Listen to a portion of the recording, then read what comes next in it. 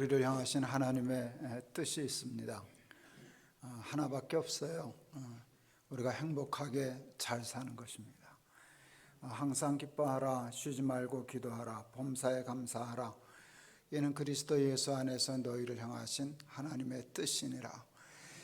하나님의 뜻은요, 자신에게 없고 우리에게 있으세요. 하나님의 뜻은 우리가 행복하게, 기쁘게, 감사하게 잘 사는 것이에요. 우리의 소원도 잘 사는 것이죠. 잘 살려고 공부하고, 잘 살려고 돈 벌고, 잘 살려고 예수 믿고 그러는데 뜻밖의 잘 사는 게 쉽지 않아요. 지나가는 100사람한테 물었습니다. 요즘 어떻게 사십니까? 하고 물었습니다. 뭐라고 대답하는 사람이 많았을까요? 1등 그럭저럭 삽니다. 2등 마지못해 삽니다. 3등 뭘까요? 네, 잘하시네요. 제가 여러분에게 여쭤볼 테니까 한번 대답해 보세요. 난 겉으로 대답 안 하셔도 돼요. 속으로만 생각으로 대답하셔도 되는데 한번 꼭 대답해 보세요. 요즘 어떻게 사십니까? 이게 어렵습니다. 답을 모르는 건 아닌데 그 답을 내 답이라고 대답하기가 쉽지 않습니다. 왜 그렇게 잘 살려고 평생을 노력하고 애쓰는데 사람들은 뜻밖의 잘 살지를 못하는가? 제가 중요한 이유를 찾아냈어요. 잘 산다는 것에 대한 개념이 틀렸다. 내비게이션 있잖아요. 여러분 주소를 잘못 찍으면 엉뚱한 데로 가요. 제가 미국에서 안식년 한다고 한 1년 살아봤는데요. 미국에서도 이제 차 하나 준비하고 휴대전화 있고 내비게이션 있으면 살아갈 수 있어요. 남한테 폐 안 끼치고. 그 내비게이션 좋잖아요. 제가 미국은 내가 아는 길이 아니니까 그 내비게이션 가르쳐 주는 대로 가는데 어딜 갈 일이 있어서 주소를 잘 찍었어요. 갔는데 도착했더니 엉뚱한 데예요. 왜 이러지? 그러면 저는 찾아갈 길이 없어요. 주소를 잘 찍었는데 왜 목적지에 도착을 안 했어요? 전혀 엉뚱한 데 갔어요. 그 미국의 주소에 보면은요, 그것은 에비뉴라고 하는 게 있고 뭐 그런 게 있는데 그거를 제가 잘못 썼어요. 뭐 다 숫자는 맞는데 뭐 에비뉴하고 뭔가를 하나를 곧 글씨 하나를 잘못 썼더니 엉뚱한 데로 갔어요. 그렇잖아요. 잘 산다는 것에 대한 잘 사는 것에 번지수가 있어요. 번지수를 잘못 입력하면 절대로 잘 살 수가 없어요. 저희 큰아이가 초등학교 1학년 때 친구 집을 다녀왔어요.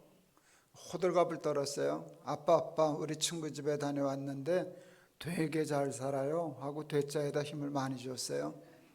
왜 그러냐 그랬더니 자가용이 2대야. 그때는 자가용 1대 있으면 부자였거든요. 자가용이 2대야. 집에 풀장도 있어. 텔레비전 카메라로 도둑 경비해. 엄청 부잣집을 다녀온 모양이에요. 근데 우리 아이가 되게 잘 살아요 라고 얘기했어요. 그때 제가 알았어요. 매우 중요한 말을 잘못 가르쳤구나. 그 집을 자가용이 2대 집에 풀장 있는 집을 보고 와서 저한테 이렇게 얘기했어야 돼요. 아빠 우리 친구 집에 갔다 왔는데요. 되게 부자예요 라고 얘기했어야 돼요. 차 2대 집에 풀장 있는 것은 부자로 사는 것이에요. 근데 우리는 그것을 뭐라고 말하는가 하면 잘 사는 것이라고 얘기해요. 그렇게 생각하고 그렇게 말하니까 우리는 뭐가 우리를 잘 살게 한다고 생각하는가 하면 답은 끝났어요. 돈이 우리를 잘 살게 해요. 돈이 많으면 잘 사는 것이고 없으면 못 사는 거예요. 우리는 그래서 가난하다는 말을 안 쓰고 못 산다는 말로 쓰잖아요. 이게 얼마나 큰 착각인데요. 가난하면 못 사나요? 부자면 잘 사나요? 아니요. 그것과 잘 사는 것은 다른 것이에요. 그래도 여러분 돈 좋아요? 안 좋아요? 정직하시네요. 예. 저는 목사인데 돈 좋아하게요? 안 좋아하게요? 괜찮을까요? 저는 되게 좋아해요. 돈이 좋더라고요. 여러분 돈이 좋다고 얘기하는 게 정직한 거 아닐까요? 실제로 돈이 좋잖아요. 여러분, 돈만큼 좋은 게 그다지 없잖아요. 그렇죠? 근데 그렇게 좋은 돈이 우리를 뜻밖의 잘 살게는 못해요. 시편 16편 2절에 다윗이 이렇게 고백했어요. 주 밖에는 나의 복이 없나이다. 그 말을 이렇게 전 해석해서 복은 주 안에만 있다는 거예요. 주 안, 주 밖. 주 밖에는 복이 없다는 거예요. 주 안에만 복이 있다는 거예요. 근데 사탄은 우리가 주 안에 있기를 원해요? 주 밖으로 나오기를 원해요? 근데 안 나가요, 사람들이. 왜요? 거긴 복이 없으니까. 밖에는 복이 없으니까. 복도 없는데 뭐하러 나가냐? 안 나간다. 그러니까 사탄은 사기꾼이잖아요. 그래서 속여요. 가짜로 복을 만들었어요. 가짜 복. 근데 가짜를 가짜처럼 만들었게요? 꼭 진짜처럼 만들었게요? 꼭 진짜처럼 만들었어요. 그래서 제가 그 복의 이름을 짝퉁복이라고 붙였어요.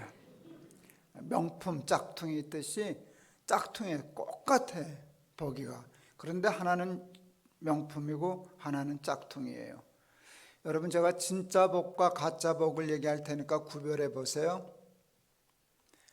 제가 수없이 많은 집회 다니면서 했는데 한 사람도 틀린 사람은 없었어요. 평안과 편안 되셨죠? 평안과 편안. 발음까지 비슷한데요, 개념도 비슷해 보이는데 어느 게 진짜 복일까요? 다 아시잖아요. 그런데 사람들은 편안을 복인 줄로 착각하고 살아요. 돈이 우리에게 줄 수 있는 것은 평안이에요, 편안이에요? 예, 돈의 한계는 편안함에 있어요. 근데 편히 사는 것도 좋아요, 안 좋아요? 좋죠. 좋죠. 편히 사는 게 뭐가 나빠요? 저는 유교 피난 중에 태어났어요. 세계에서 가장 우리나라가 가난할 때 태어났어요.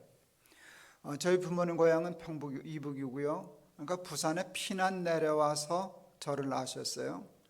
그러니까 저는 난민이에요. 난민으로 태어난 거예요. 쉽게 말하면 전쟁 난민이었죠. 저는 어느 한번 종합검진을 하니까 의사가 목사님 신장 하나 누구 줬어요? 그래요. 신장이 2개잖아요. 하나 누구 줬냐고 그래요. 뭐 그런 적 없다고. 그런데 하나는 어디 갔어요? 내니 하나? 그걸 내가 어떻게 알아요? 그랬더니 왜 신장이 2개여야 되는데 왜 목사님 하나밖에 없냐는 거예요. 그리고 한참 보더니 여기 있긴 있네. 그러니까 하나는 생기다가 말았어요. 그 이유를 나중에 알았어요. 고려대학교의 이제 의과대학 교수 중에 난민들의 보건과 건강을 연구하는 학자가 있어요. 저와 같은 현상이 피난민들에게서 나오는 현상이래요.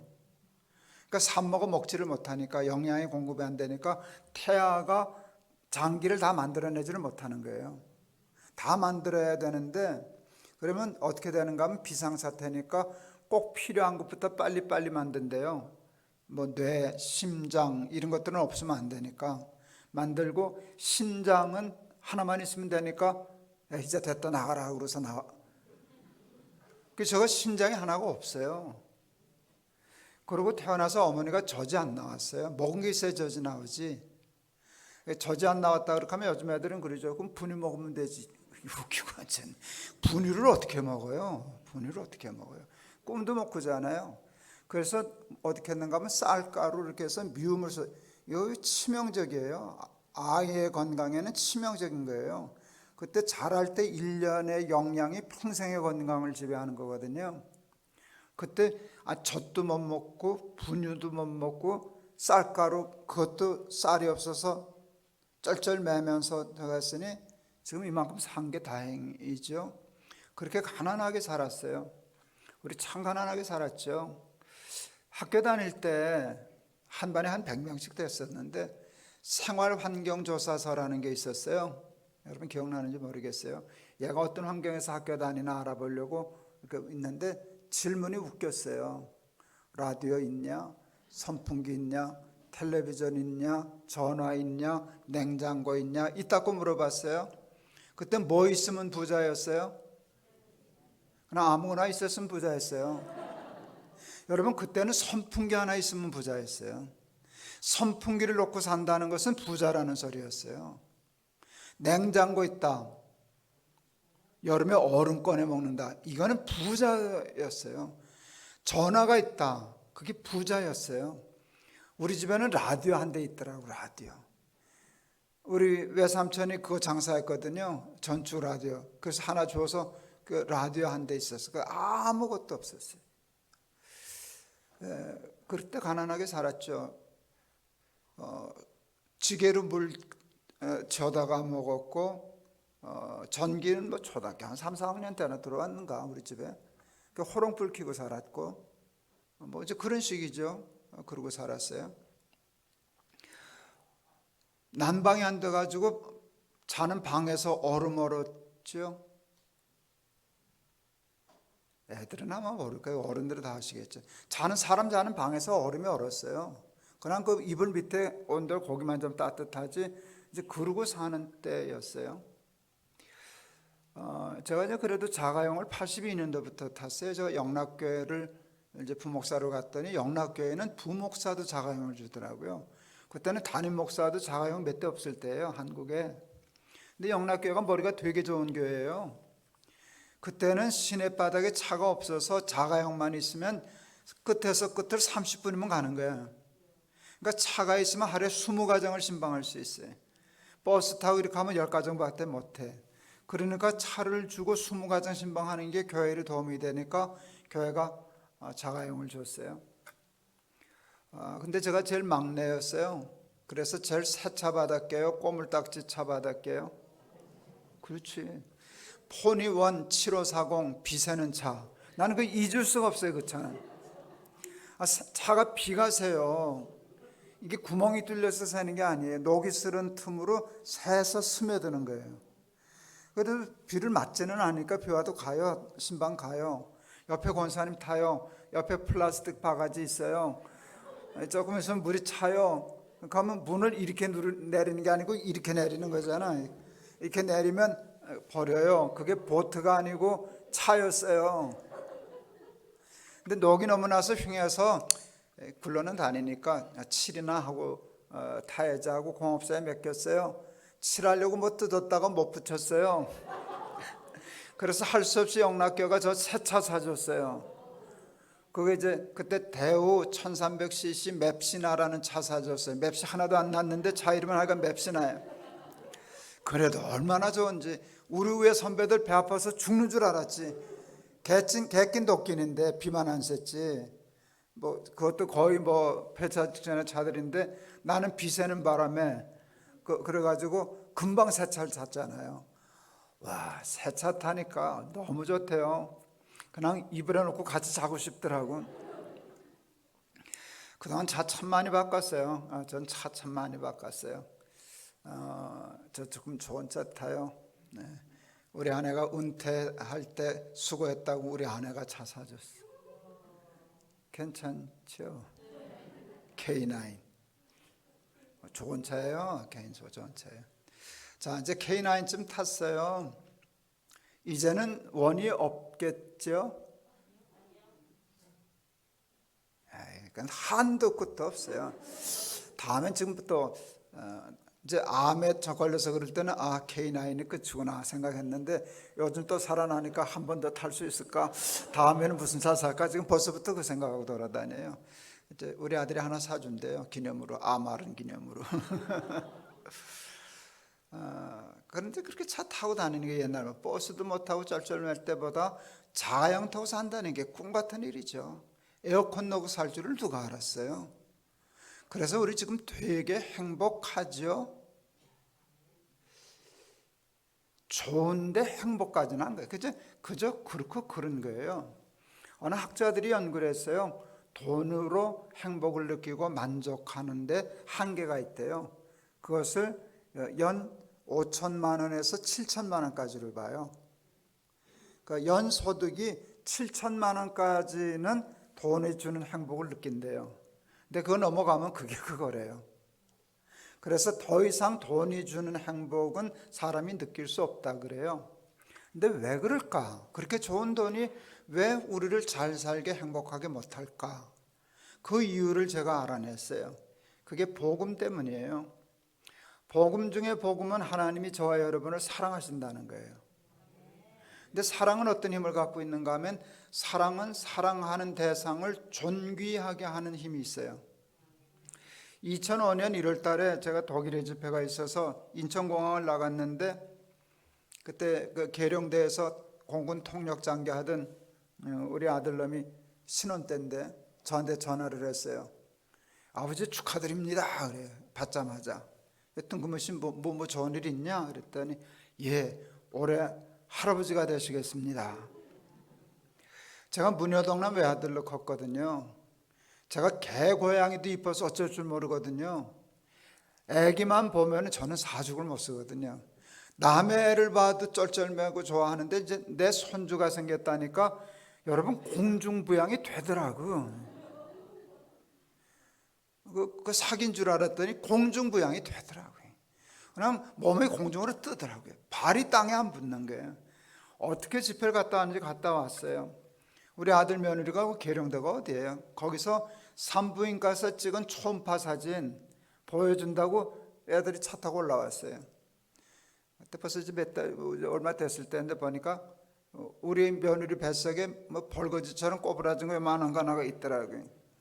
키를 재놨는데 2.8cm야 그때.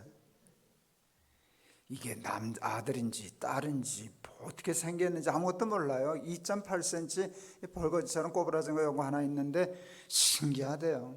신기하대요. 감격스럽고 감동스럽고 보고 또 보고 보고 또 보고 하다가 제가 그 다음날 우리 교회 홈페이지에다가 글을 썼어요. 제목이 근사해. 우주보다 더 크고 귀한 2.8cm. 그렇죠? 우주보다 크죠. 그게 내 가슴으로 확 들어오더라고요. 사랑은 그런 것이에요.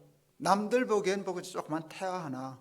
근데 나한테는 우주보다 더 크고 귀한 존재예요. 그게 지금 18살 됐네. 2005년생이니까.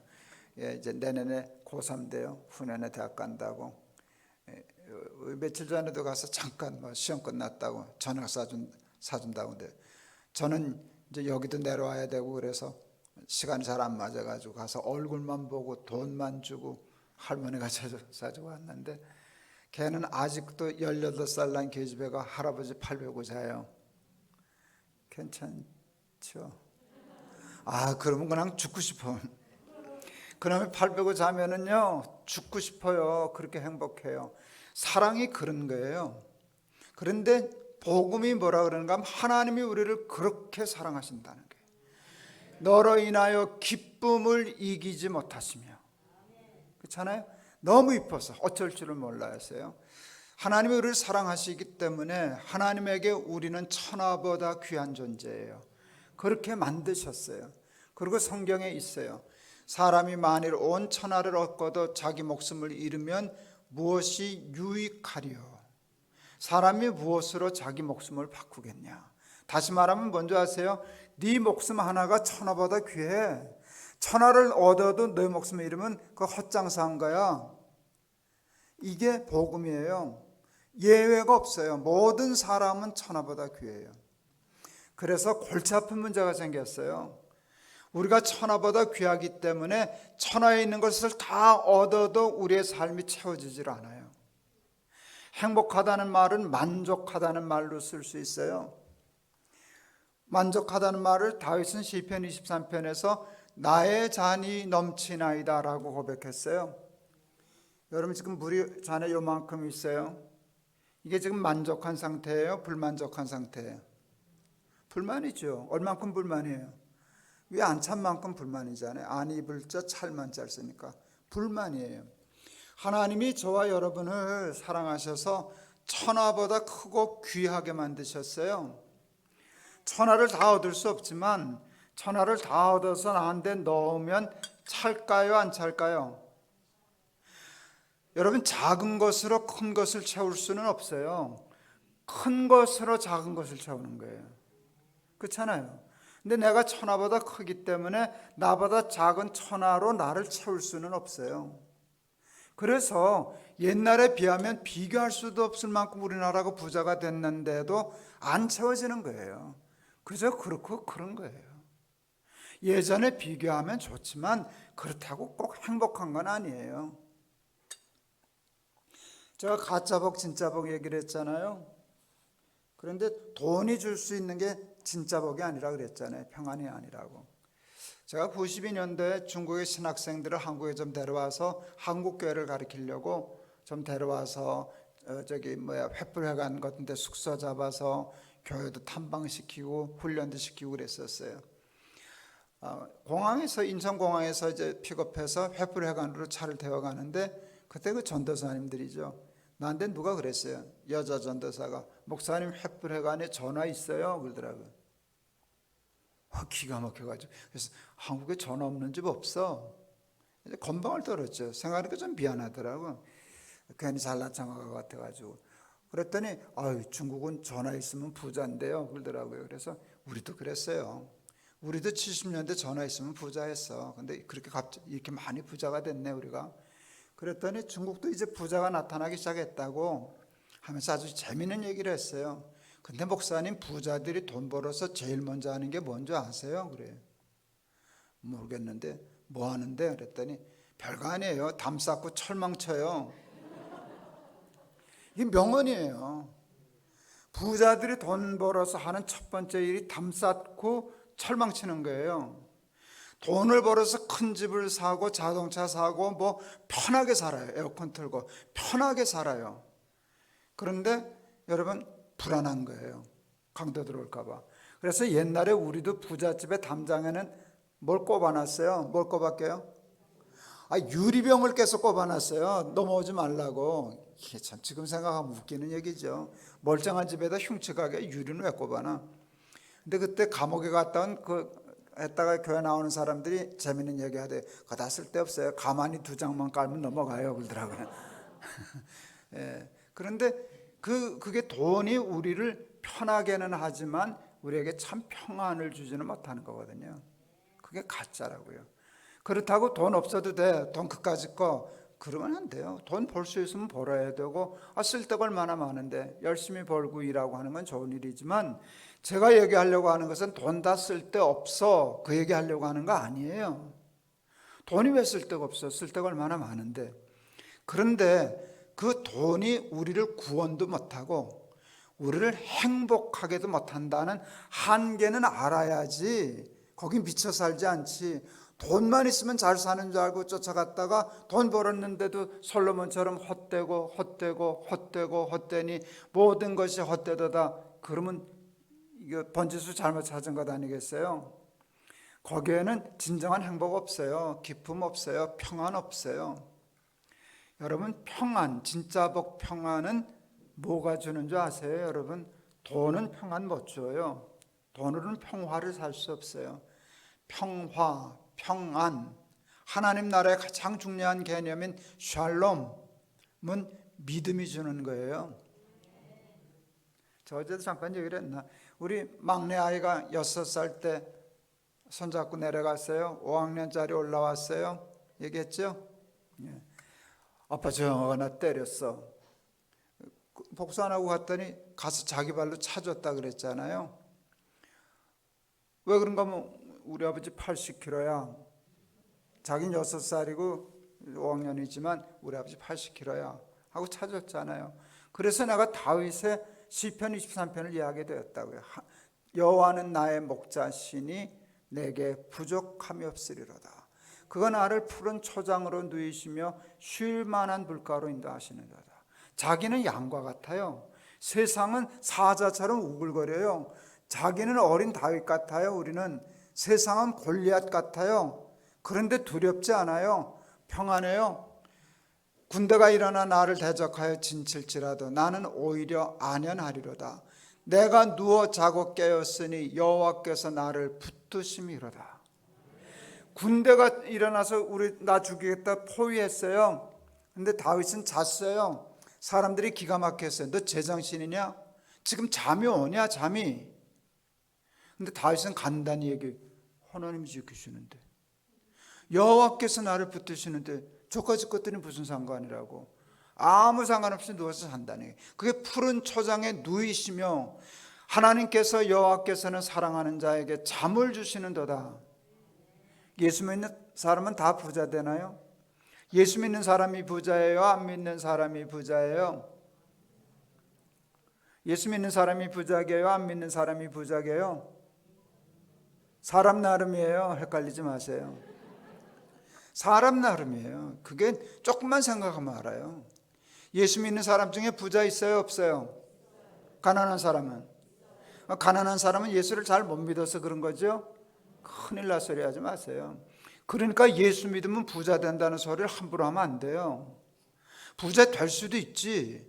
그렇지만 예수 믿으면 부자 된다 그렇게 하면 예수 믿는데 가난한 사람을 어떻게 설명하려고 그 소리를 해요? 그래요, 안 그래요? 그런데 안 믿는 사람 중에는 부자 없죠? 그건 또 어떻게 설명하려고? 안 믿는데 쟤는 왜 부자냐 그러면 할 말이 없잖아요. 예수 안 믿는 사람 중에도 부자 많아요. 그리고 가난한 사람도 많아요. 여러분, 정직한 거는 가난하냐 부하냐는 믿느냐 안 믿느냐로 즐겁기가 안 돼요. 섭섭하시죠? 괜히 예수 믿었나? 아니요, 예수 믿는 건 그거하고 다른 거예요. 예수 믿는다고 다 부자 되나? 예수 믿는다고 다 부자 되면 지금 이 자리가 나만 나겠어요? 여기 들어오겠다고 저거 벌써 번호표 들고 밖에 서 있지. 예수 믿는다고 부자 안 돼요. 또 하나, 예수 믿는 사람이 건강해요? 안 믿는 사람이 건강해요? 금방 하시네. 사람 나름이에요. 예수 믿는 사람 중에 건강한 사람 있어요? 없어요? 병든 사람, 나처럼 있어요. 그런데 예수 믿으면 병에 안 걸려. 무슨 병에 걸렸든지 다 나. 그럼 난 어떻게 돼? 나는 걸렸는데 그것도 제일 나쁜 놈으로 3개씩이나. 그럼 나 예수를 잘 그렇지 않아요. 여러분, 이 세상이 죄로 말미암아 타락돼서 혼돈된 세상에서 그냥 걸리는 거예요. 사람들 가다가 감기 걸리듯이 이게 툭툭 걸리는 거예요. 실패도 하고 좌절도 하고 그러는 세상에서 사는 거예요. 믿는다고 다 부자 되나? 예수 믿는다고 다 암에 안 걸리나? 그렇지 않아요.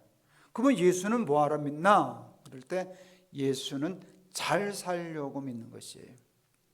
사람들은요, 소유가치, 연봉이 얼마냐, 강남에 사냐, 강북에 사냐, 서울에 사냐, 여수에 사냐, 이런 거 가지고 따지지만 정말 잘 사는 것은 그런 게 아니에요. 소유 가치가 높은 것이 아니라 나라고 하는 존재 가치가 높아지는 것이 잘 사는 것이에요.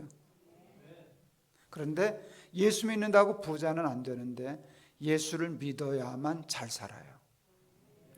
예수를 안 믿고도 부자는 될 수 있는데 예수를 안 믿고 잘 살 수는 없어요.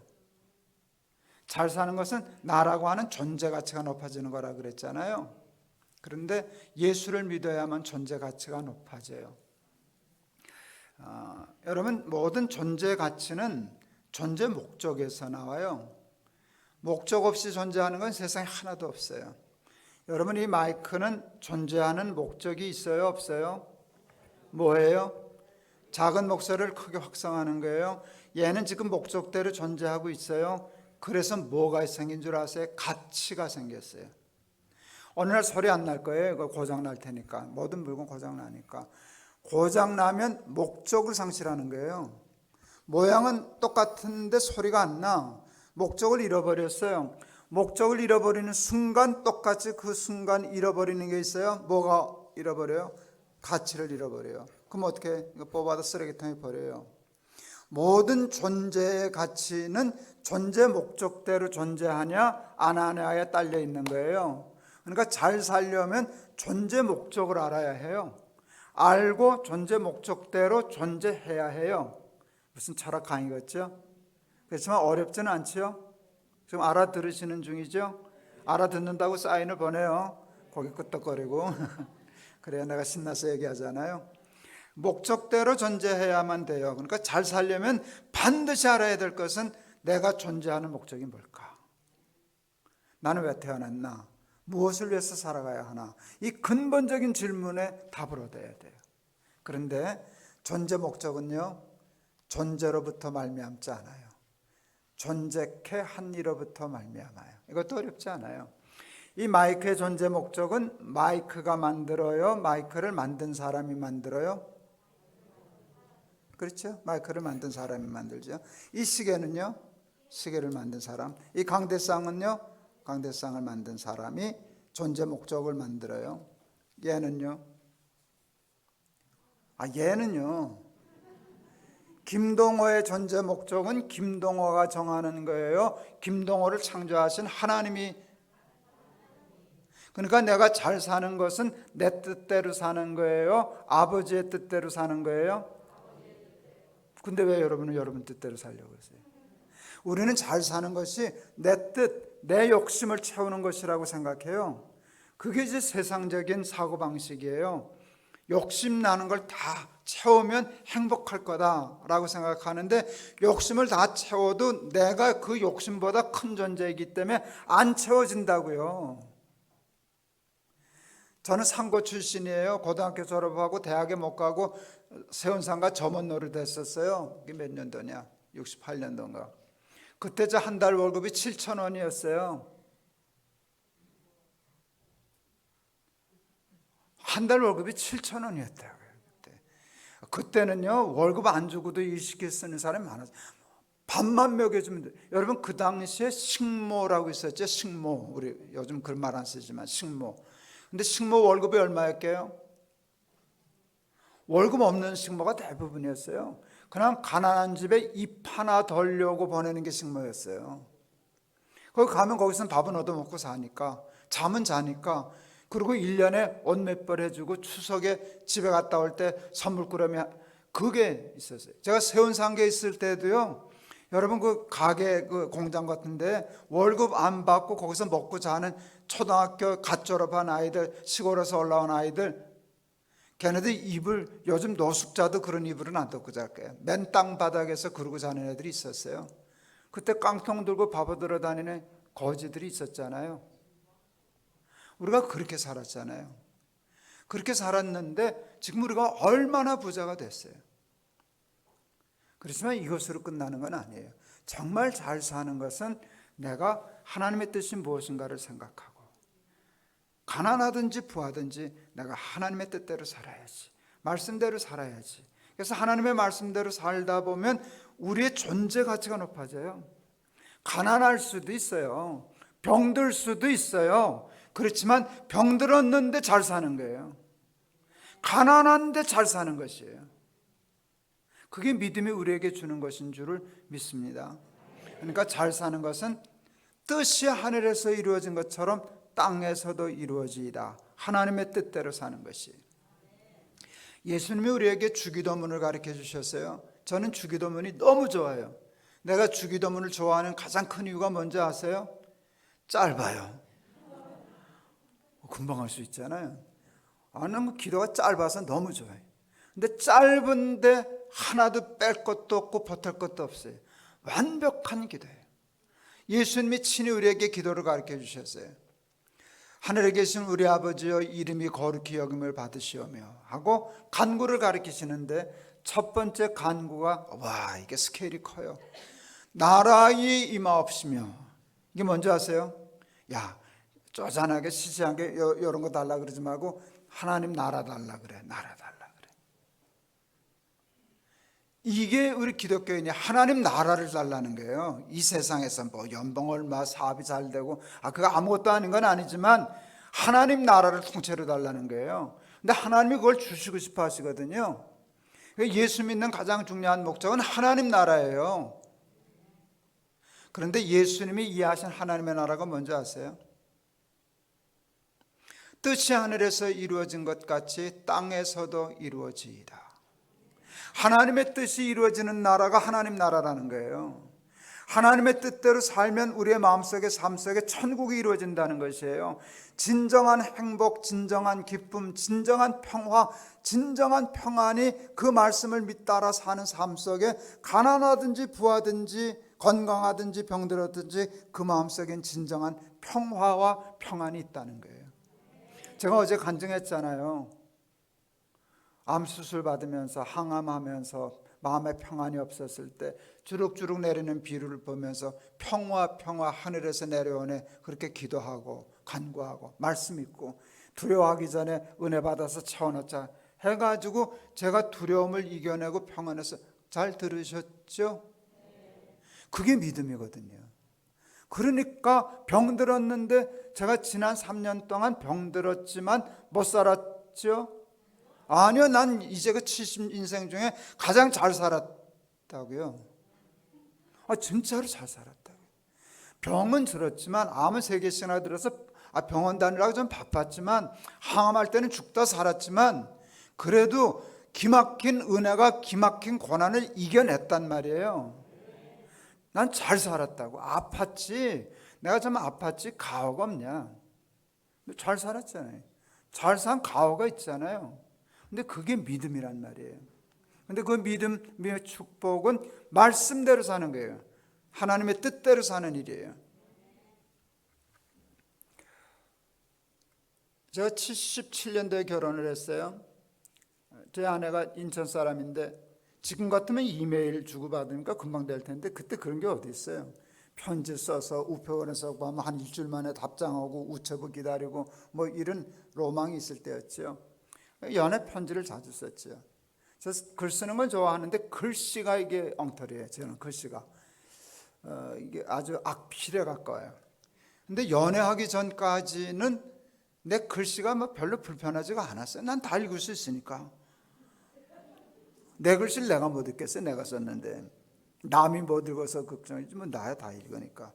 그런데 연애를 하니까 글씨도 삐뚤빼뚤한 게 싫더라고요. 내가 좋아하는 여자인데 글씨도 반듯하게 써서 보내고 싶어서 제가 글씨를 다시 연습했어요. 초등학교 1학년 깍두기 공책 사다가 글씨 연습했어요. 그래서 제 글씨는 일단 커요. 그래서 대학 노트에다 필기를 못했어요. 칸이 너무 작아가지고. 그리고 크고 2줄에 한 글자씩 썼고 그 다음에 정성 들여서 쓰느라고 제가 글 쓰는 속도가 굉장히 느렸고 그리고 꼭꼭 눌러 쓰는 바람에 필압이 지금까지 높아요. 그렇게 글을 썼는데 제가 방위를 갔잖아요. 방위 갔더니 글씨 잘 쓴다고 교육부대에서 그 교육할 때 쓰는 그땐 궤도가 있었어요. 궤도. 내가 궤도 글씨 쓰는 궤도병이었어요. 괜찮죠? 그렇게 정성스럽게 편지를 써서 편지를 보내다가 제가 어느 날 편지라는 시를 쓰게 되었어요. 편지라는 시를 써서 편지를 보냈더니 그 편지 받고 우리 아내가 나한테 시집 왔어요. 읽어드릴까요? 편지. 깨끗이 손을 씻고 자리에 앉아 한자 정성껏 편지를 쓴다. 사랑하는 사람에게 쓰는 편지, 진실이고파 아름답고파 썼다간 지우고 또 썼다간 지우고 마음같이 써진 편지 마무리하다 그만 잘못 써진 글씨 하나 죽죽 2줄 그어 지워버리고 계속 쓰면 될 것을 다시 손 씻고 와 처음부터 쓰는 편지, 당신께 쓰는 편지. 잘 썼죠? 네. 시집 올만하죠? 그럼. 그때 제가 77년도인데요. 소름 끼쳐? 그치. 예, 77년도였는데 그때 저희 아내는 초등학교 교사였어요. 제가 신대원 졸업하고 결혼하고 졸업하고 전임 전도사가 되었을 때 받았던 봉급이 우리 아내 초등학교 교사 월급의 절반이었어요. 그러니까 그 당시 신학생이 되고 전도사가 되고 목사가 된다는 것은 평생 가난을 각오해야만 한 것이었고 그때 신학생들이 이 다음에 목사 돼서 자가용 타고 목회할 거라는 것은 꿈도 꿀 수 없는 생각이었어요. 그래서 보통 결혼할 때 사기들 치잖아요. 내가 평생 손에 물 안 묻히게 해줄게. 근데 나는 우리는 목사들은 그 사기도 칠 수가 없어요. 말이 돼야 사기를 치지. 아니 목사한다면 근데 어떻게 내 손에서 물을 안 맺혀? 그러니까 그 말을 할 수가 없었어요. 제 마음에 아무것도 보장해 줄 수 없는데 내가 그냥 열심히 살게. 열심히 살아서 내 삶에 하나님이 열매를 맺히게 해주시면 그거 당신 줄게. 그래서 내 삶이 그냥 우리 아내에게 쓰는 편지 같아져야 되겠다 하는 거 생각했어요. 살다가 실수하면 그럴 수도 있지 그러지 않고 다시 손 씻고 와. 정말 편지를 그렇게 썼거든요. 다시 손 씻고 와. 처음부터 깨끗이 쓰는 그런 정성껏 사는 삶을 줄게. 말한 대로 다 살았겠어야만은 마음은 제가 거짓이 아니에요. 지금까지도 그래요. 그런데 그 생각을 하니까 참 좋더라고요. 그만큼 내가 사랑하는 사람이 있다는 거, 그리고 그게 내 진심이라는 거, 그게 나는 좋았어요. 근데 그러니까 그래도 신학생이니까 생각나는 게 있더라고요. 아내에게만 그렇게 살지 말고 하나님께도 그렇게 살아야지. 하나님께 내가 편지가 되어야지. 그래서 내가 그리스도께 쓰는 편지 생각이 났어요. 근데 오늘 본문에 보니까 비슷한 말씀이 있잖아요. 근데 조금 달라요. 나는 그리스도께 쓰는 편지를 생각했는데 바울이 얘기한 것은 그리스도의 편지예요. 둘 다 좋아요. 그리스도의 편지도 좋고 그리스도께 쓰는 편지도 좋은 거예요. 근데 어느 게 더 좋은 거게요? 그리스도의 편지가 더 좋은 거예요. 뭐가 다른가? 그리스도께 쓰는 편지는 누가 쓰는가 하면 내가 써요. 누구한테? 그리스도께. 근데 편지 내용이 뭐예요? 내 삶으로 쓰는 거예요. 입으로 말로 쓰는 게 아니라 내 삶으로 하나님께 편지를 쓰는 거예요. 그게 그리스도께 쓰는 편지예요. 내가 그걸 생각했어요. 그런데 오늘 성경은 그리스도의 편지라고 말씀하세요. 그리스도의 편지는 내가 쓰는 게 아니에요. 그리스도의 편지니까 그리스도가 쓰시는 거예요. 누구에게? 그건 모르겠어요. 누구에게 써요? 예수님이 누구에게 편지를 쓰는데 문제는 뭔가 하면 편지 내용이 나예요. 나. 내가 내 종 욥을 유하여 보았느냐 그런 식으로 너 김 목사 아니? 너 김 목사가 이랬어. 그 내가 지금 너한테 하려고 하는 말이 그렇게 살라는 거야. 그게 그리스도의 편지예요. 와, 내가 열심히 하나님의 뜻대로 살아서 그리스도께 쓰는 편지가 되고 어느 날 드디어 마침내 그리스도의 편지가 된다면 그게 정말 잘 사는 게 아니겠나. 좀 가난하면 어떠냐, 암 좀 걸리면 어떠냐. 아무것도 아닌 건 아니지만 그래도 내 삶이, 우리 아이들도 내 손주들도 우리 할아버지 참 예수 믿고 잘 사셨어. 나도 우리 할아버지처럼 살아야지. 우리 아버지처럼 살아야지. 우리 교인들도 우리 목사님 그래도 말씀대로 살려고 무슨 애를 썼지. 나도 그 흉내라도 내면서 그렇게 살아야지. 여러분 그렇게 살다가 죽어야 제가 잘 사는 것이지. 지금 제가 돈이 더 많으면 뭘 하겠고. 암에 걸려보니까요 돈 웃기더라고요. 먹을 수가 있어야지. 먹지도 못하는데 돈 있으면 뭐래요? 암만 있어도 못 먹어요. 뭐든지 다 써요. 그래서 쓰나마나 먹으면 토하고. 제가 그래서 하도 속상해가지고 하나님께 일용할 양식을 주옵시고 그러다 일용할 양식이 있어요. 일용할 양식 먹게 좀 해주세요 그랬어요. 돈 한 번 많으면 뭐래 먹지도 못하는데 또 잠도 못 자는데 사랑하는 자에게 잠을 주신다면요 하나님 나 사랑 안 하세요. 잠 좀 자게 해주세요 그랬어요. 여러분 돈 한 번 많아도 잠 못 자요. 돈 한 번 많아도 못 먹어요. 그런데 하나님을 믿는 믿음이 저를 정말 잘 살게 했잖아요. 우리 사랑하는 우리 해오름교회 교인들, 안산교회 교인들, 난 부자 되면 좋겠어. 부자가 좋지 뭐 가난한 게 뭐가 좋아. 그렇지만 가난해도 살 수 있지. 절 키워주신 목사님이 옛날에 다 가난하셨잖아요. 목사가 가난하면 목사님이 고생해요? 사모님이 고생해요? 그렇지. 사모님이 옛날 고생들 많았어요. 근데 그 사모님이 참 훌륭하셨어요. 저를 제 아들처럼 생각하시고 저는 거기서 초등학교 1학년부터 자라서 교육전도사, 전임전도사, 부목사도 했거든요. 근데 깍듯이 저를 목사님 대우해 주셨어요. 어느 날 저한테 그런 얘기를 하셨어요. 난 가난이 싫어.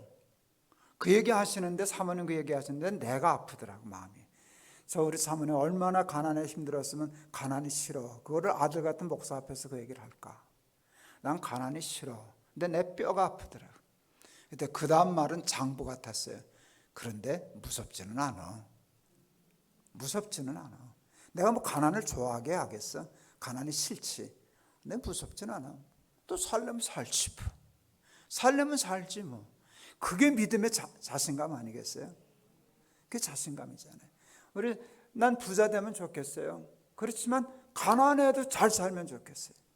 내가 여러분을 다 부자는 못 만들어 드려요. 암 다 완치 판정 나도 못하는데 내가 여러분을 어떻게 해드리겠어요? 그건 못 해드려요. 그러나 저는 여러분이 이 말씀을 듣고 살면 여러분은 반드시 잘 살 수 있어요. 무화과 나무에 열매가 있으면 좋고 없어도 상관없어요. 외양간에 서 있으면 좋지 없어도 상관없어요. 그보다 더 큰 것을 하나님이 주셨는데 구원의 하나님을 인하여 기뻐하리로다. 이거는 땅에 살아도 땅과 상관없이 하늘을 사는 사람들이에요. 여러분 예수 잘 믿고 잘 사는 사람들 다 되실 수 있기를 축원합니다. 그리스도의 편지라는 말과 똑같은 뜻으로 쓰여진 다른 표현이 또 성경에 있어요. 너희는 그리스도의 향기다. 저는 이제 대학에서 기독교 교육을 공부했어요. 그래서 저는 꼭 학교를 하나 세우고 싶었어요. 그래서 목회하면서 하고 싶다는 걸 하나님은 저는 다 하고 은퇴하게 하셨어요. 결국 저는 학교 세우고 마지막 은퇴를 했었어요. 천안에 이제 대안학교를 세워서 초등학교부터 시작해서 지금은 고등학교까지 아주 좋은 학교가 하나 세워졌어요. 높은 뜻 씨앗 스쿨. 우리는 대안학교인데요. 지금은 좀 뭐 바뀌었다 그러는데 저희가 학교 시작할 때는 대안학교는 학교라는 이름을 쓸 수가 없었어요. 써도 뭐 잡아가지는 않았는데 하여간 그게 법이었어요. 저는 법이면 안 어기니까 그래서 학교라는 이름을 안 썼어요. 그래서 높은 뜻 씨앗 학교라고 안 그러고 높은 뜻 씨앗 스쿨이라고 그랬어요. 이제 학교를 이제 세웠어요. 근데 저는 이제 은퇴하기 직전에 제 목회 사역을 거푸집 사역이라고 정리를 했어요. 이제는 나는 내려갈 준비를 하고 후배들을 세워주는 사역을 해야 된다. 거푸집 아시죠? 콘크리트 칠 때 레미컨이 쏟아지니까 틀이 있어야 되잖아요. 틀이 있어야 네모가 되든 동그라미가 되든지 되는데 이게 굳으면 거푸집은 어떻게 해요? 떼서 버려요. 그러니까 떼서 버리기 전까지는 거푸집의 역할이 굉장히 중요한 거예요. 나는 그 역할을 하겠다. 내가 아직도 세멘트 역할을 하지 않고 우리 후배 목사, 우리 부목사들을 콘크리트 부어놓고 그들이 이제 건물 노릇하도록 거푸집을 해야지. 그래서 저는 이제 학교 할 때도 교장은 했지만 교감에게 일 다 맡기고 난 아무 일도 안 했어요. 교회를 세웠을 때도 내가 2년 동안 담임 목사를 했지만 이 교회에서 이런 말 해도 되는지 모르겠네요. 얼굴 마담 역할만 하고 나는 완전히 얼굴 마담이죠. 주일날 한두 번 가서 두세 번 설교하고 모든 행정 다 이제 그리고 그 목사가 2년 되면 담임 목사가 되고 지금 큰 교회가 다 됐어요. 그게 거푸집 사회라고 생각했어요. 학교에 교장이란 타이틀은 있지만 학교 가지도 않아요. 교감이다 하니까. 또 거기 천안인데 어떻게 매일 가겠어요? 한 달에 한 두 번, 많이 가면 3번을 가는데 갈 때마다 제가 할 일을 정했어요. 아무것도 안 해요. 가서 애들 안아주는 거예요. 이렇게 안아주는 거예요. 왜 그런가 하면요, 사랑받은 아이들이 건강하거든요.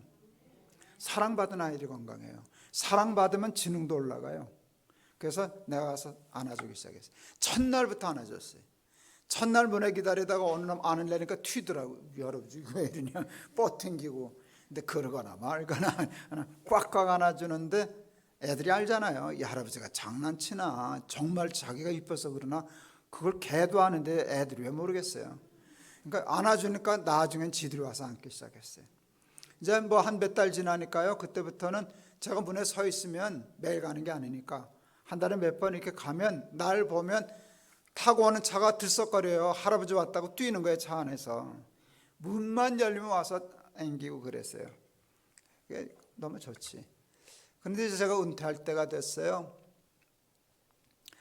이제 저는 은퇴할 때는 모든 걸 다 끊었거든요. 교회도 안 나가고 재단도 다 하여간 교회에서 하던 모든 일은 아주 딱 끊었어요. 그게 은퇴라고 생각했어요.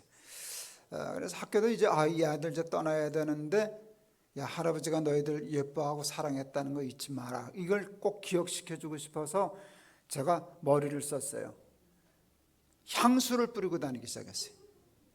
냄새가 사람을 기억을 오래가게 하거든요.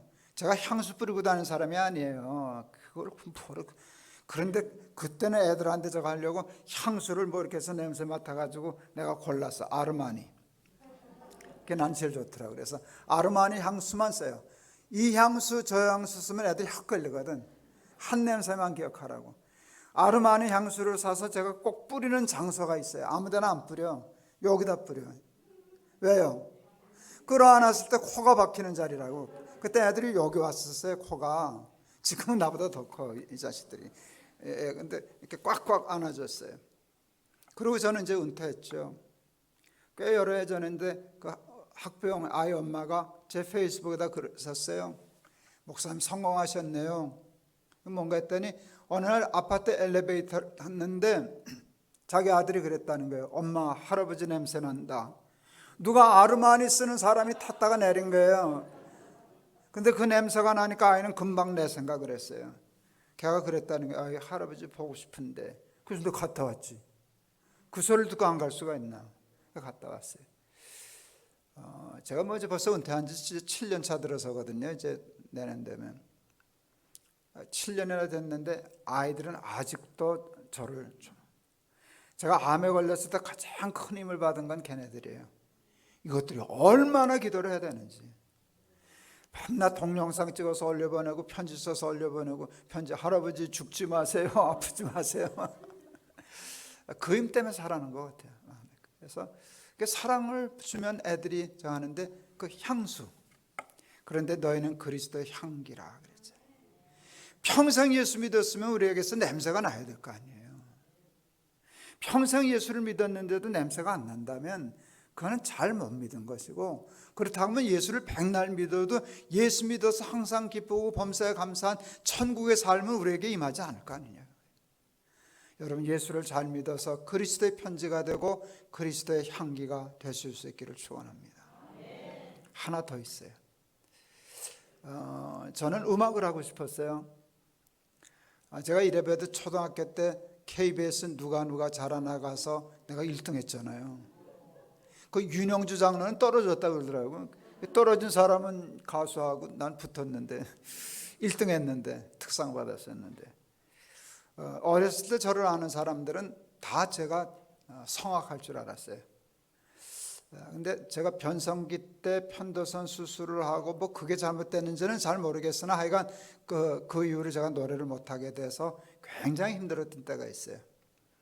노래를 못한다는 거, 음악을 할 수 없다는 거 많이 힘들었었는데, 그래서 제가 소리에 되게 민감해요. 좋은 소리에 아주 민감해요. 동안교회 건축을 할 때 저는 예배당에 돈을 많이 들이는 것을 찬성하지 않았어요. 예배당을 너무 호화롭게 지으면 가난한 사람들은 불편해요. 내가 가난해 봐서 알아요. 그래서 교인들 그냥 무슨 호텔처럼 의리의리하게 져가지고 가난한 사람들이 교인들 기죽일 거가 뭐가 있어요. 그래서 오면 편안하게, 부자도 불편하지 않고 가난한 사람도 어렵지 않게 그냥 예배 드리는 게 목적으로, 돈을 아끼려고 하는 목적만이 아니라, 그래서 건축비를 굉장히 낮췄어요. 그런데 제가 들으면 건축비 아꼈다면서 그 돈은 그렇게 썼어 할 돈이 두 가지가 있어요. 설계비하고 음향에는 돈을 아끼지 않았어요. 97년도에 건축할 때 음향에만 10억을 넘게 썼어요. 교회 음향, 지금은 그 이상 쓰는 교회가 많아요. 이제 한국도 또 많이 부자가 돼서. 그때는 교회 음향에 10억을 쓰는 교회가 아마 흔치 않았을 거예요. 거의 없었을 거예요. 미국에서 그 회사 사장이 한국에 나왔다가 교회가 그 시스템을 썼다는 게 믿어지지가 않아서 진짜인가 보러 왔었거든요, 우리게. 그리고 그분이 한 말이 있어요. 이거는 미국 뉴욕 브로드웨이 뮤지컬 극장에서 쓰는 시스템입니다. 그랬었으니까 제가 그렇게 좋은 소리, 왜 그랬는가 하면요, 제가 청년들 목회에 관심이 있었는데 청년들한테 찬양, 좋은 찬양, 좋은 소리 들려주고 싶어서.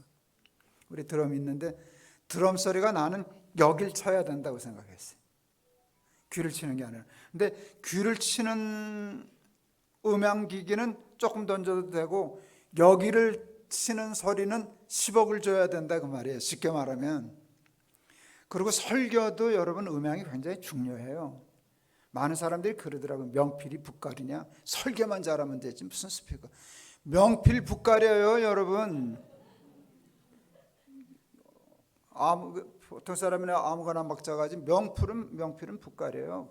붓이 얼마나 중요한데 여러분 스피커가 중요해요. 설교 한번 잘해도 음향이 틀리면 전달력이 떨어져요. 그게 얼마나 속상한데요.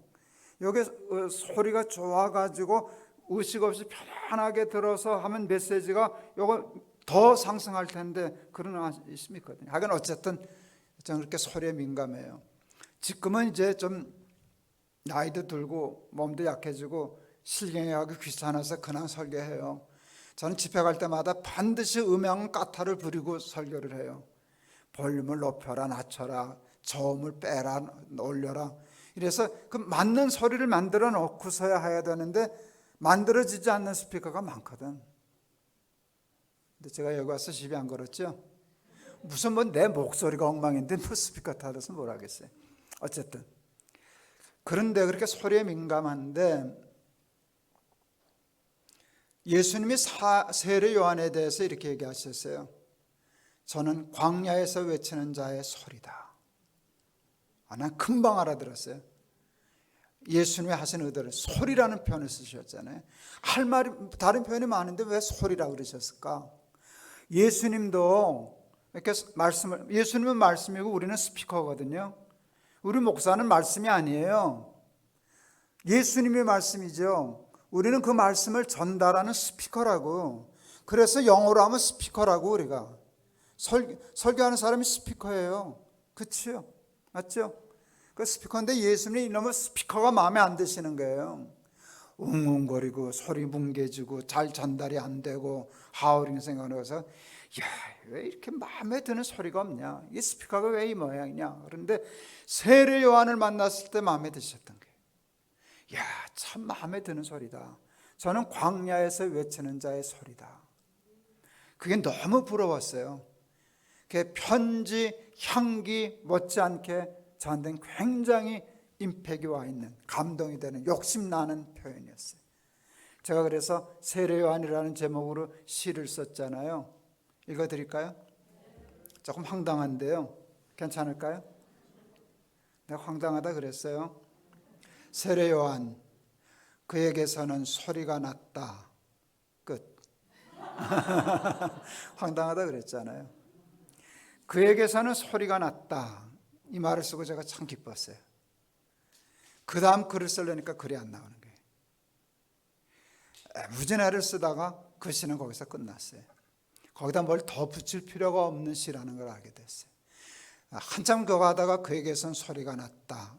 좋은 소리가 났다. 이렇게 썼다가 이게 글 못 쓰는 사람의 전형적인 글쓰기거든요.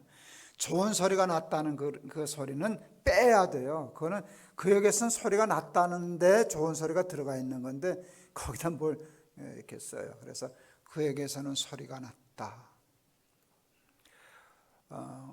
70 나이가 별건 아니지만 이제 70 조금 넘었고 암은 3개씩이나 걸려봤고 지금도 준행 중이고 아무리 잘 살아봤자 앞으로 살 날이 그다지 길지는 않은데 제가 뭘 더 욕심내고 살까요?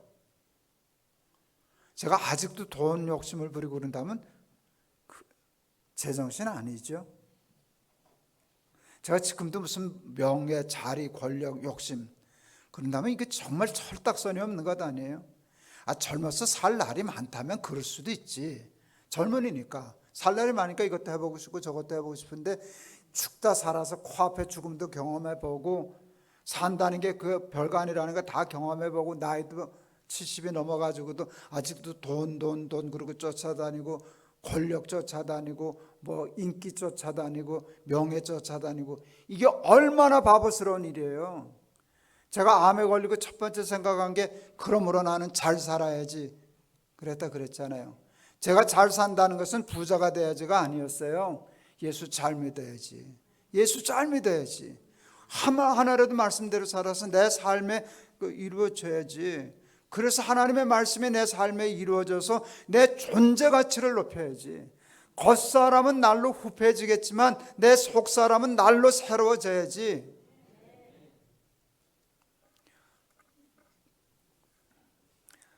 저희 아들이 옷가게 사장이에요.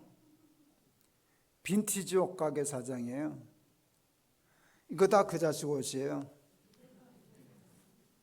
이것도 다 그 자식 옷이에요. 우리 아이는요, 옷을 되게 좋아해요. 근데 그게 피가 우리 아버지한테 있어요. 우리 아버지는 1904년생이시거든요. 지금 살아계셨으면 엄청나지. 우리 아버지가 저를 48배 낳으셨으니까. 그러니까 1904년생이세요. 근데 저희 아버지가 이북분이신데 영하 20도 내려갈 때도 내복을 안 입으셨어요. 이유는 바지 주름 죽는다고, 옷 폼 안 난다고. 그게 사실은 저한테도 조금 있어요. 근데 목사 노릇하고 다 잊어버렸지. 그게 우리 아들한테를 튀었어요. 걔는 이제 오래된 옷을 좋아해요. 그걸 빈티지라고 그러더라고요. 그러니까 이렇게 구멍 나고 색깔 바르고. 새 옷은 별로 좋아 안 해요. 새 옷은 이렇게 낡아져서 옷도 편안하고 색깔도 만만해 보이고 뭐 얼룩도 묻고 어느 건 구멍도 나고. 처음 빈티지 가게 해가지고 내가 뭐 팔아준다고 세트 하나 사왔더니 구멍이 났더라고. 내가 속으로 미안합니다. 우리 이북 사람들은 이 새끼 저 새끼 소리 잘하거든. 이 새끼가 아버지한테 구멍 난 옷을 팔아먹어. 항의를 했죠. 아버지 그거 꼬매면 안 돼. 그러더라고요. 그럼 그 맛에 그게 몇 년이 되니까 그 구멍이 난 거니까 그거 메꾸면 안 된다는 거예요. 근데 그거를 보면서 이 자식은 밤낮 하는 말이 예쁘다. 걔는 정말 옷을 예뻐해요. 예쁜 옷을 어떻게 입으면 예쁠까를 밤낮 생각해요. 그러니까 이 넥타이를 이렇게 묶고 와이셔츠는 이걸 저를 이제 갖고 장난치시죠. 와이셔츠는 이걸 아버지 입히고 넥타이는 이걸 묶게 하고 이거는 자켓은 뭘 입고 바지는 어떻게 하고 구두는 뭘 신고 그거 하면 걔가 시키는 대로 하면 이뻐요. 근사해요. 그래서 나도 요즘 타락해가지고 침대에서 일어나면 오늘은 뭘 입을까? 어떻게 입으면 폼날까? 그래서 제가 요즘 제 나이답지 않게 아주 웃기게 옷 입고 다녀요. 웃기게 옷 입고 다녀요. 근데 그게 재밌어요. 옷 하나를 이쁘게 입어도 재밌는데 내 삶이 아름다워야 되지 않겠어요? 내 삶에서 그리스도의 향기가 나고 가만히 있는데도 사람들이 나를 통해서 하나님의 말씀을 읽을 수 있고 소리를 들을 수 있고 그게 잘 사는 것인데 우리 사랑하는 헤어름교회 교인들, 우리 안산교회 교인들 부자 되세요. 부자 되면 좋아요. 할 거 많은데 뭐. 그런데 안 돼도 낙심할 거 없어요. 잘 살면 되잖아요. 잘 살면 되잖아요. 그런데 예수 믿는다고 부자 되는 거는 다 보장을 못하지만 예수 믿으면 반드시 잘 산다고. 누구나 잘 산다고. 누구나 다 부자는 못돼. 암만 예수를 믿어도. 그렇지만 예수를 믿으면 누구나 잘 살아요. 그거는 예외가 있을 수 없어요. 그래서 항상 기뻐하고 범사에 감사하는 그리스도의 편지, 그리스도의 향기, 광야에 외치는 자의 소리 같은 삶 살다가 하나님 나라에 가는 저와 여러분 다 되시기를 축원합니다. 기도하겠습니다. 하나님 감사합니다. 부족한 거 세워주셔서 사랑하는 두 교회 교인들에게 그리스도의 편지 설교했습니다. 예수 믿고 잘 사는 사람 되게 하여 주옵소서. 그리스도의 편지 되게 하옵소서. 그리스도의 향기 되게 하옵소서. 광야에 외치는 소리 되게 하옵소서. 예수 그리스도의 이름을 받들어 기도하옵나이다. 아멘.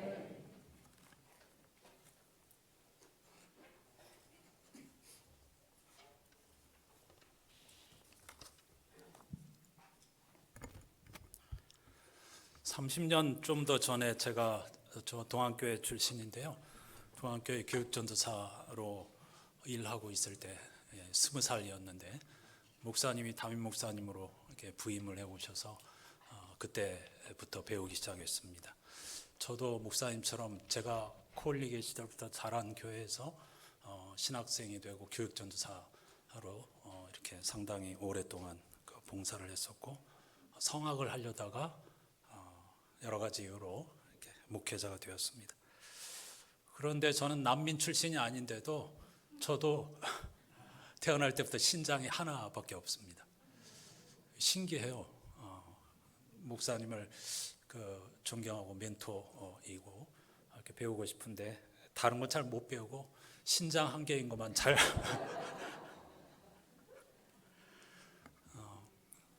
남은 시간 동안에 더 열심히 배워서 정말 근사한 믿음 향기 나는 그런 사람, 신앙인으로 살고 싶습니다.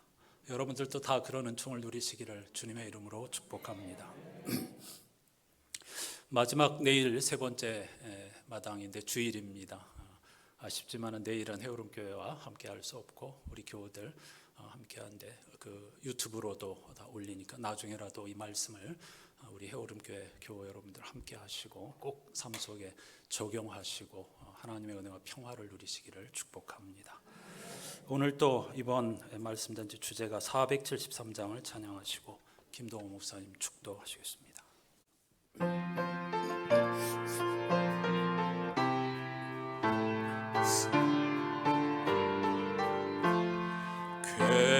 괴로움과 고통을 친히 당하신 예수님, 병든 몸과 이 마음 소망을 주옵소서. 구주 예수 능력의 주 힘과 용기 주옵시고 말씀으로 고치소서. 깨끗하게 하옵소서. 비바람이 불어도 주님 품 안에 있으니 하늘 위로 새 희망 마음에 가득하네. 구주 예수 능력의 주 힘과 용기 주옵시고 말씀으로 고치소서. 깨끗하게 하옵소서. 쓰러지고 지칠 때 새 힘 주시는 예수님, 의지 약한 이 마음 붙들어 주옵소서. 구주 예수 능력의 주 힘과 용기 주옵시고 말씀으로 고치소서. 깨끗하게 하옵소서.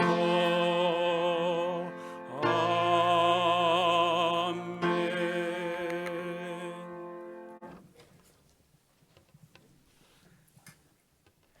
지금은 우리 주 예수 그리스도의 은혜와 아버지 하나님의 극진하신 사랑과 성령의 감동 감화하심이 예수 잘 믿는 사람이 되어 그리스도의 편지, 그리스도의 향기, 광야에 외치는 자의 소리 같은 삶 살아 이 땅에서도 천국의 복 누리고 살아야 할 우리 사랑하는 모든 교우들 위해, 우리 해월은 교회 위에, 안산 교회 위에 지금부터 영원토록 함께 하시옵기를 축원하옵나이다. 아멘.